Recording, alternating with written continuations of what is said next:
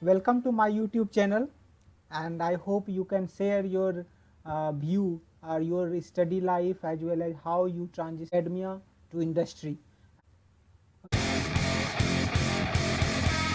So, can you tell us about yourself first?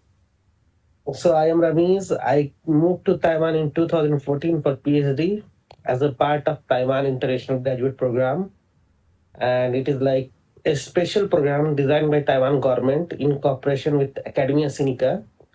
And at that time, it was like highly paid scholarship in Taiwan. So you come here, you join, you get a scholarship for 3 years, and you do your research under some professor. But usually PhD takes longer time here, so 3 year funding is not enough. After that, your professor will pay you not as much as like that, but still you will get some money and you can finish your PhD and then you can go do whatever you want. Like Taiwan government has a good initiative that it provides you job seeking visa for 6 months and you can extend it further 6 months. So after graduation, you have 1 month to look for the job. Mhm. So this is me, and that's what I did in Taiwan. So, how was your PhD life? Like, how long did it take? And like, did you enjoy it, or there are some? I know like there are. So, so the thing is like PhD life is very subjective question. Like different people had different experience. It entirely depends on the lab. It entirely depends on your PI. It entirely depends on the program, your colleagues. So there are many factors to be involved. So if you, I want to ask you here, like you want to know my personal experience, or you also want to include some general things. I think first you can share your personal experience, then your general view. So my personal experience was my PhD was not bad. I worked first 3 year in Sinica and then I moved to National Chiao Tung University in Sinchu for 3 year because my first lab did not have the proper equipment to help me with research. So I moved with my co-advisor and there I finished my PhD. And my master students in the university were more collaborative than the master student in Sinica.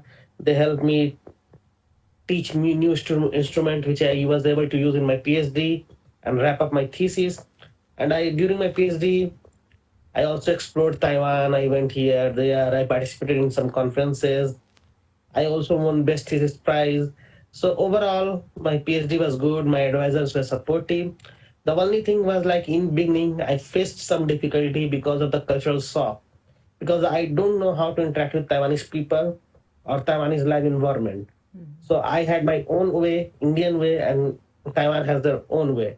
So it took me time to understand that, and after understanding, I was able to successfully complete my PhD. So, did you find any language barrier while you are in Taiwan? So the thing is, depends entirely on lab. My Sinica lab, like in Academia Sinica, it is the premier institute. It's supposed to be something in English, but there the students, usually the students, those who go there are not from good institution.